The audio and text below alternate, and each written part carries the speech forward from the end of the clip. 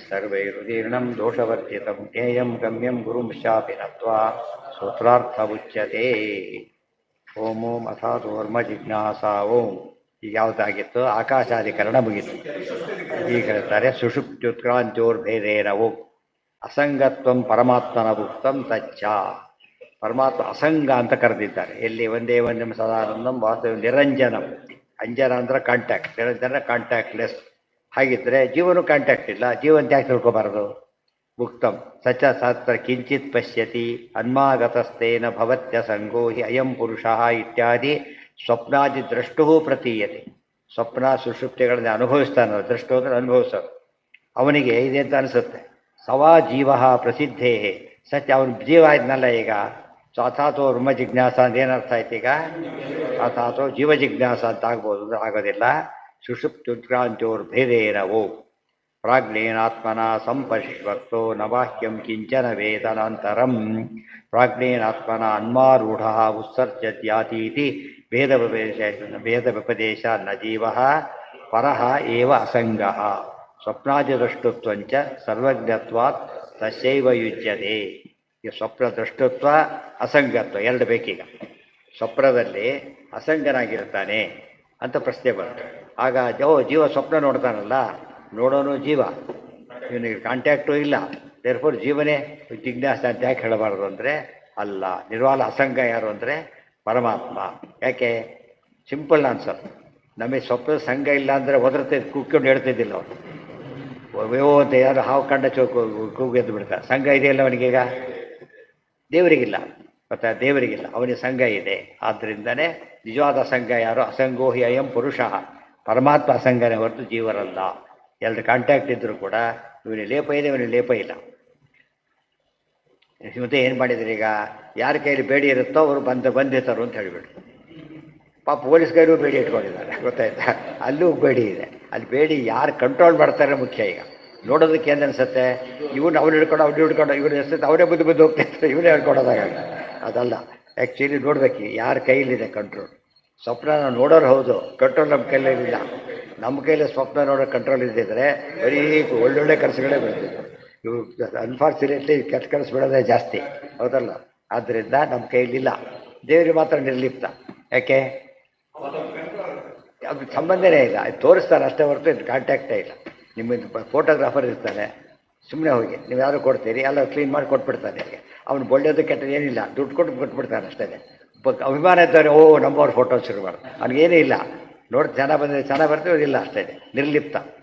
ಇವನಿಗೆ ಲೇಪ ಇದೆ, ಅವನಿಗೆ ಲೇಪ ಇಲ್ಲ. ಸೊ ಫೋಟೋ ಇಟ್ಕೊಂಡು ಅವನಿಗೆಲ್ಲ ಪ್ರಶ್ನೆ ಬಂದಿರೋದು. ಫೋಟೋ ಲೇಪ ಇಲ್ಲ, ಅವನೇ ಹೊರತು ಇವನಲ್ಲ. ದೇವರು ಸಮ, ಯಾವ ಯೋಚನೆ ಮಾಡೋದಿಲ್ಲ. ಆ ದೃಷ್ಟಿಯಲ್ಲಿ ಇದೆಲ್ಲ ನಮ್ಮಿಂದ ಬೇರೆ ಡೌಟ್ಗಳಿಗೆಲ್ಲ ಉತ್ತರ ಇದೆ. ಸುಷುಪ್ತಿ ಉತ್ಕ್ರಾಂತ್ಯೋರ್ಭೇದೇನ. ಸುಷುಪ್ತಿ ಮತ್ತು ಉತ್ಕ್ರಾಂತಿ ಎರಡರಲ್ಲೂ ಕೂಡ ಏನಿದೆ? ಜೀವನಿಗೆ ಇಲ್ಲ, ಜೀವೇಶ್ವರ ಭೇದ ಇರೋದ್ರಿಂದ ಎಂದು ಕೂಡ ಐಕ್ಯ ಹೇಳೋದಕ್ಕೆ ಬರೋದಿಲ್ಲ.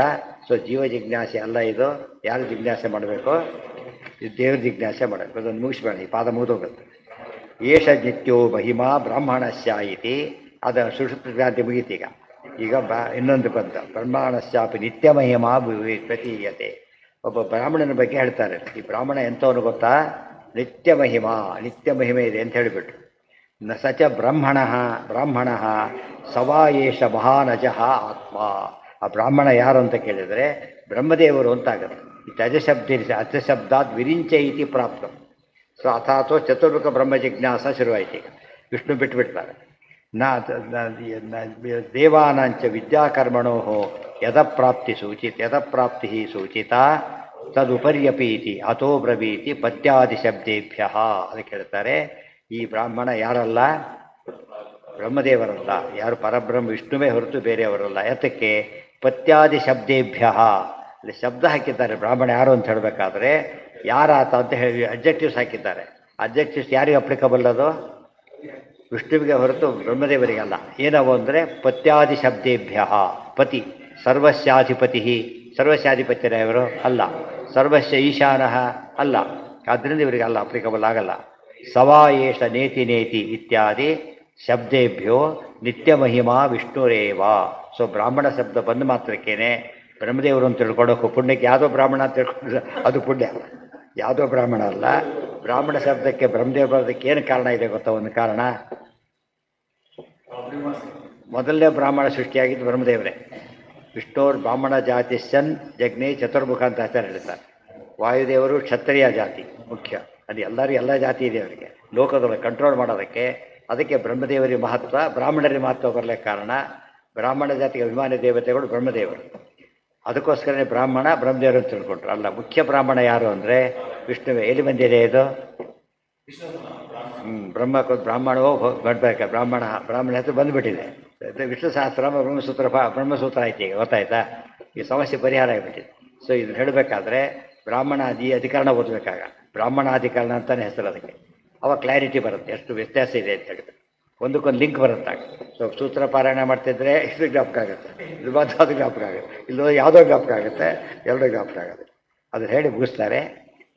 ಉತ ಅಮೃತತ್ವಸ್ಯ ಈಶಾನ, ಮೋಕ್ಷಕ್ಕೆ ಅಧಿಪತಿ ಬ್ರಹ್ಮದೇವರಾಗ್ತಾರ? ಅಲ್ಲ, ಮುಕ್ತಾನಾಂ ಪರಮಾಗತಿ ವಿಷ್ಣು. ಆಮೇಲೆ ಇನ್ನೊಂದು, ಯದನ್ನೇನ ಅತಿರೋಹತಿ, ಅವನಿಗೆ ಅನ್ನನೇ ಬೇಕಿಲ್ಲ. ನಾವು ಸಪ್ತಾರ್ಧಗರ್ಭ ಭುವನಸ್ಯ ರೇತೋ ವಿಷ್ಣೋಸ್ತಿಷ್ಠಂತಿ ಪ್ರದಿಶಾ ವಿಧರ್ಮಿಣಿ ಯಸ ಯೋ ಅಥೋ ಅಶ್ರುತಃ ಇತ್ಯಾದಿ ಶ್ರುತಿಭ್ಯ ತಸ್ಯೈವ ಹಿ ತೇ ಶಬ್ದಾ ಇತ್ಯಾದಿ ಮಾತುಗಳಿಂದ ಇದಿಷ್ಟು ಯಾರನ್ನು ಹೇಳ್ತಾ ಶಬ್ದಗಳ ವಿಷ್ಣು ಕೂಡ ಬ್ರಾಹ್ಮಣಾದಿ ಶಬ್ದಗಳೆಲ್ಲ ವಿಷ್ಣುವನ್ನೇ ಹೇಳ್ತಾ ಇವೆ. ಇದು ಬಂದ ಮೇಲೆ ಇಂಥ ಸಿಮಿಲರ್ ಎಲ್ಲ ದೇವರು ತೊಗೊಂಡ್ಬಿಟ್ಟು ಮತ್ತೆ ಇದು ಸಿಮಿಲರ್ ವರ್ಡ್ಸ್ ಎಲ್ಲ ತೊಗೊಂಡ್ಬಿಟ್ರೆ ಅದು ಸೂತ್ರ ಆಗುತ್ತೆ. ಇದು ಒಂದೊಂದಕ್ಕೊಂದು ಮಾಡೋಕ್ಕೆ ಸಾಧ್ಯ ಇಲ್ಲ. ಇತಿ ಬ್ರಾಹ್ಮಣಾಧಿಕರಣಂ ಇತಿ ಶ್ರೀಮದ್ ಆನಂದತೀರ್ಥ ಭಗವತ್ಪಾದಾಚಾರ್ಯ ವಿರಚಿತೆ ಶ್ರೀಮದ್ ಬ್ರಹ್ಮಸೂತ್ರ ಭಾಷ್ಯೆ ಪ್ರಥಮಾಧ್ಯಾಯಸ್ಯ ತೃತೀಯಃ ಪಾದಃ. ಸೊ ನಾಡಿದ್ದು ಚತುರ್ಥ ಪಾದ. ಅಲ್ಲ ಮುಗಿತು. ಸರ್ವೇಂದ್ರಿಯ ಪ್ರೇರಕೇಣ ಶ್ರೀಪ್ರಾಣಪತಿನೇರಿತಃ ಯದವೋಚಮಹಂ ತೇನ ಪ್ರೀಯತಾಂ ಕಮಲಾಲಯಃ.